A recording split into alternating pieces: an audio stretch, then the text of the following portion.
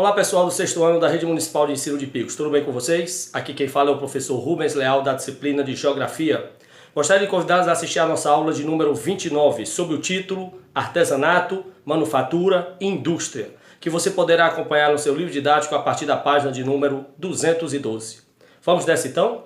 Então pessoal, artesanato, manufatura e indústria foram três formas que o homem adquiriu ao longo do tempo para transformar os recursos naturais e tornar em produtos do nosso consumo. Começamos por ordem cronológica pela prática do artesanato. O artesanato é sem dúvidas a forma mais antiga de transformação dos recursos naturais pelo homem para o consumo das sociedades em geral. O artesanato atuou principalmente no fim da Idade Média e se estendeu até a metade do século XVI, portanto o início da Idade Moderna, onde o artesão ele geralmente tinha uma oficina de artesanato e ele praticamente desempenhava todas as etapas do processo produtivo sozinho. Ele conhecia todas as etapas da produção, era basicamente autônomo. Eu vou dar um exemplo. O artesão que tinha, por exemplo, uma oficina de artesanato produzindo sapatos, uma sapataria.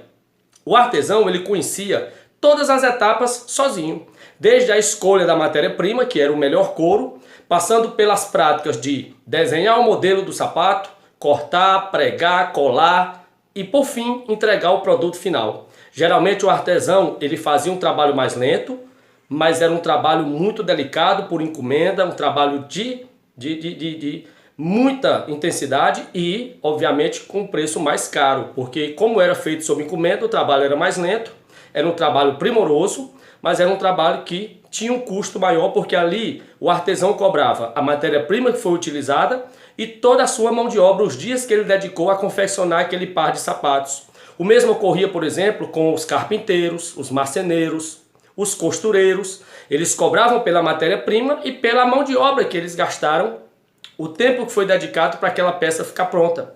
O artesão, ele fazia o uso de ferramentas rudimentares, né? No caso do sapateiro, ele usava a tesoura, o martelo, o prego, a cola. Então era um trabalho basicamente manual e era um trabalho por isso mais lento, feito sob encomenda. Evoluímos então para a manufatura. Qual é a diferença crucial entre a manufatura e o artesanato? É que na manufatura o trabalho já passa a ser em grupo, ele já passa a ser coletivo. Enquanto no artesanato o trabalho era solitário, o artesão ele tinha sua oficina, sua sapataria, seu ateliê, sua carpintaria, e ele fazia todas as etapas sozinhos. No trabalho da manufatura era um trabalho mais coletivizado, era um trabalho onde havia uma divisão de tarefas, era um trabalho grupal. Então cada um era responsável por uma etapa do processo produtivo. Ainda se usavam ferramentas simples, né?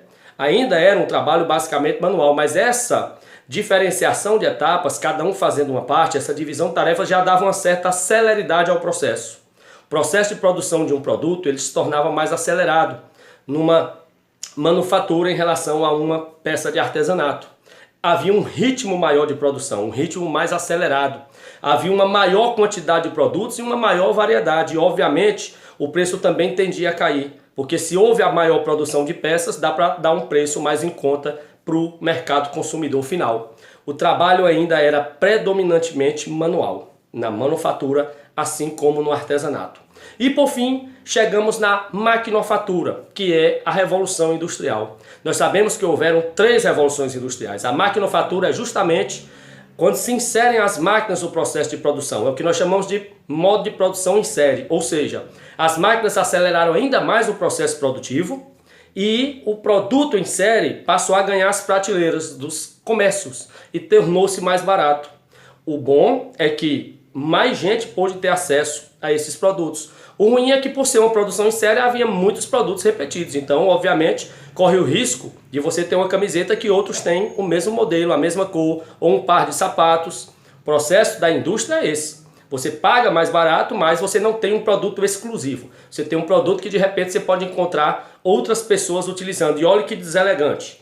Imagine você chegar numa festa com uma roupa e encontrar uma pessoa exatamente com a roupa igual à sua. Certamente você vai voltar e trocar de roupa, ou talvez nem volte mais na festa. E isso acontece com a indústria. A primeira revolução industrial, porque a indústria ela é dividida em três momentos. A primeira revolução industrial, a segunda e a terceira. A primeira Revolução Industrial, ela teve início em meados do século XVIII. A primeira Revolução Industrial é uma revolução basicamente de indústria têxtil. A matéria-prima era o minério de ferro para a produção dos teares, o algodão e a lã para a produção do tecido. Ela desenvolveu-se basicamente na Inglaterra e a Inglaterra praticamente monopolizou o período da primeira Revolução Industrial. Basicamente a Inglaterra não tinha concorrentes. Esse período da primeira Revolução se estende de 1760 até 1850. Em 1850 começa a segunda Revolução Industrial, quando as empresas, as fábricas já chegam a toda a Europa, ao Japão, aos Estados Unidos, ao Brasil, chegam a outras partes do mundo. Começa uma produção e uma competitividade por mercados consumidores e fornecedores de matéria-prima. É também na segunda Revolução Industrial que há uma revolução nos transportes, com o surgimento do automóvel, das aeronaves.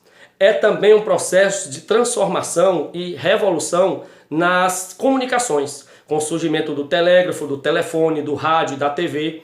E também é na segunda Revolução Industrial que surgem as empresas multinacionais ou transnacionais. Ou seja, são empresas que geralmente são de países ricos e instalam filiais em vários países do mundo. Gostaria de citar, por exemplo, as automobilísticas, as produtoras de automóveis que nós temos no Brasil hoje. São basicamente todas multinacionais ou transnacionais. Gostaria de citar, por exemplo, a Toyota, que é japonesa, a Volkswagen, a BMW, a Scania, a Volvo, a Mercedes-Benz, que são alemãs, a Fiat, que é italiana, a Peugeot e a Renault, que são francesas, a Hyundai, que é da Coreia do Sul, a Ford e a GM, que é a Chevrolet, que são norte-americanas. Ou seja, boa parte dos setores que nós consumimos hoje, automobilísticos, de laticínios, alimentícios, são de empresas multinacionais ou transnacionais. Ou seja, são grandes empresas de outros países que instalaram filiais aqui no Brasil, não só no Brasil, mas em boa parte do mundo. E isso tudo é da segunda Revolução Industrial, um período que se estendeu de 1850 até 1970. E a partir de 1970 nós vivenciamos a terceira Revolução Industrial, que é o período que nós estamos agora, com o advento da informática, da internet, da microeletrônica, da robótica, da química fina, ou seja, com essas mudanças rápidas e permanentes nos produtos. Produtos que há alguns meses estavam na moda, hoje já estão ultrapassados, obsoletos, porque novos produtos já surgiram. Hoje, com a terceira Revolução Industrial, a tecnologia é o que agrega dinheiro. E os países entenderam esse nicho e passaram a investir basicamente em educação, pesquisa e tecnologia. Porque esses produtos tecnológicos, programas de computadores, eletroeletrônicos, são o que dão dinheiro no mercado hoje. Então os países estão se aperfeiçoando na tecnologia da terceira Revolução Industrial, na informática, na robótica, na química fina, na microeletrônica e transformando isso em altos padrões de dinheiro, consumo que circulam no mundo todo.